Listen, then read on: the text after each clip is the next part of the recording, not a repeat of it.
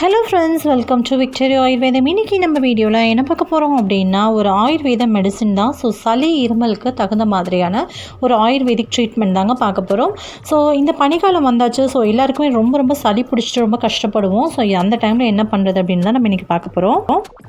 So வெத்தலை பார்த்திங்க அப்படின்னா, வெத்தலை வந்து 2 வெத்தலை எடுத்துக்கோங்க. ஸோ வெத்தலையில் வந்து அதிகப்படியான மருத்துவ குணங்கள் நிறைய நிறைஞ்சிருக்கு. கூடவே வந்து ஒரு 2 மிளகு எடுத்துக்கோங்க. 2 மிளகு பார்த்திங்கன்னா நோய் எதிர்ப்பு சக்தியை அதிகமாக நமக்கு உண்டு பண்ணும். ஸோ அதுவும் வந்து சரியாகும். ஸோ கூடவே ஒரு 4-5 இலைகள் துளசியும் ஒரே ஒரு சின்ன வெங்காயத்தையும் இந்த வெத்தலைக்குள்ளே வச்சு அப்படியே மடித்து நீங்கள் பெரியவங்களாக இருந்தால் வாயில் போட்டு மென்று சாப்பிட்றதுனால சளி வந்து உடனடியாகவே சரியாயிடும். இல்லை எங்களால் அப்படியே பச்சையாலாம் சாப்பிட முடியாதுன்னு நினச்சிங்க அப்படின்னா, இதை நல்லா அரைச்சிட்டு தண்ணி கொஞ்சமாக ஊற்றி கலந்துட்டு அதை ஜூஸ் மாதிரி எடுத்து அதை நீங்கள் சாப்பிட்டு வந்தீங்கனாலும் உங்களோட சளி வந்து அப்படியே அறுத்துடுங்க. ஸோ அப்படியே வந்து நம்ம சாப்பிட்ற இந்த பொருட்கள் வந்து சாப்பிடும்போது நம்மளோட சளி வந்து அப்படியே கண்ட்ரோல் ஆகி நமக்கு வந்து வெளியில் போயிடும். ஸோ இது மட்டும் இல்லை, உங்களுக்கு இப்படியெல்லாம் சாப்பிட்றதுக்கு ஒரு மாதிரி இருக்குது அப்படின்னு நீங்கள் நினச்சிங்க அப்படின்னா, சேம் இந்த பொருட்கள் நான் காட்டின இந்த 3 பொருட்களையுமே நல்ல தண்ணி வந்து ஒரு 2 டம்ளர் தண்ணி, அதாவது வெங்காயத்தை மட்டும் இதில் போடாதீங்க. வெங்காயத்தை வந்து நீங்கள் பச்சையாக தான் சாப்பிட்டாகணும், இல்லையா சாறு பிடிஞ்சு இதில் ஊற்றி ஆகணும். ஸோ அதுக்கு வேறு வழியே கிடையாது. ஸோ அதனால் இந்த மிளகு, துளசி, வெத்தலை இது கூடவே பார்த்திங்க அப்படின்னா இன்னும் ஒரு 2 பொருள் சேர்க்கணும். அது என்ன அப்படின்னு பார்த்தீங்கன்னா, ஒரு சின்ன துண்டு அளவுக்கு இஞ்சியும் கொஞ்சம் ஒரு 1/2 ஸ்பூன் அளவுக்கு மஞ்சத்தூளும் கஷாயத்தில் சேர்த்து கொதிக்க வச்சு நீங்கள் நல்லா அதை வடிகட்டிட்டு நீங்கள் எடுத்துக்கலாம். நம்ம பச்சையாக சாப்பிடும்போது நான் சொன்ன 3 பொருட்களே போதுமானது தான். ஆனால் நீங்கள் கஷாயமாக வச்சு நீங்கள் எடுத்துக்கும் போது இந்த 2 பொருளையும் நீங்கள் சேர்த்திங்க அப்படின்னா இன்னும் நல்லா எஃபெக்டிவாக உங்களுடைய சளி குறையிறதுக்கும் இருமல் குறையிறதுக்கும் ரொம்ப நிறைய சான்சஸ் இருக்குது. ஸோ கஷாயம் வைக்கும்போது 2 டம்ளர் தண்ணி 1 டம்ளர் தண்ணியாக சுண்டி வர வரைக்கும் வெயிட் பண்ணி அதை நல்லா வடிகட்டிட்டு குடிச்சிக்கோங்க. அப்போ வந்து சளி சூப்பராக சரியாயிடும். இந்த வெத்தலை பார்த்திங்கன்னா நெஞ்சு சளிக்கு அவ்வளோ ஒரு சூப்பரான ஒரு மெடிசன் சொல்லலாம்.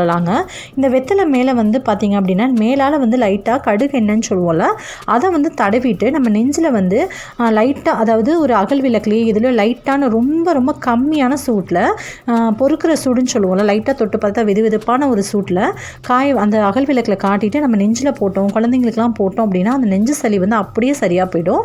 ஸோ அந்த அளவுக்கு வந்து ஒரு எஃபெக்டிவான ஒரு மருந்து தான் இந்த வெத்தலையில் இருக்குது.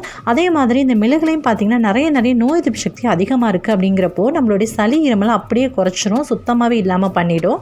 ஸோ அதே மாதிரி தான் சின்ன வெங்காயத்துலேயும் வந்து எக்கச்சக்கமான நோய் எதிர்ப்பு சக்திகள் நிறையவே இருக்குது. சேம் அதே மாதிரி துளசி இலைகளையுமே அப்படி தான். ஸோ இது எல்லாமே நீங்கள் எடுத்துகிட்டு வரும்போது நிச்சயமாக உங்களுடைய சளி இருமல் வந்து காணாமல் போயிடும். இப்போ பனிக்காலம் அண்ட் தென் வந்து குளிர்காலம் அப்படிங்கிறப்போ குழந்தைங்கள்லேருந்து பெரியவங்க வரைக்கும் எல்லாமே அச்சச்சுன்னு தும்பிட்டு பயங்கர சளி பிடிச்சிட்டு இருமல் இருமிட்டு இருப்போம். ஸோ என்ன பண்ணுறது அப்படின்னா, நம்ம டேரெக்டாக மெடிசன் வந்து ஆயுர்வேதிக் மெடிசன்லாம் எடுத்துக்காமல் நம்ம அலோபதியில் தான் நம்ம போய் பார்ப்போம். நம்ம அந்த இங்கிலீஷ் மெடிசன்லாம் எடுத்துக்கும் போது நிறைய சைடு எஃபெக்ட் நிறைய நமக்கு கொடுக்கும். ஸோ இன்றைக்கி இல்லைனாலும் பின்னாடி வந்து நமக்கு என்றைக்காக இருந்தாலும் அது எல்லாமே ஆபத்தில் கொண்டு போய் முடிஞ்சிருங்க.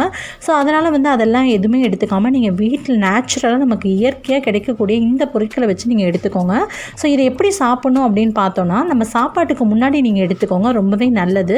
இதை சாப்பிட்டு ஒரு 1/2 மணி நேரம் கழித்து சுடுதண்ணி கொஞ்சமாக எடுத்து குடிச்சிட்டு அதுக்கப்புறமா நீங்கள் சாப்பிட ஆரம்பிங்க. ரொம்பவே ஒரு நல்ல எஃபெக்ட் கொடுக்கும்.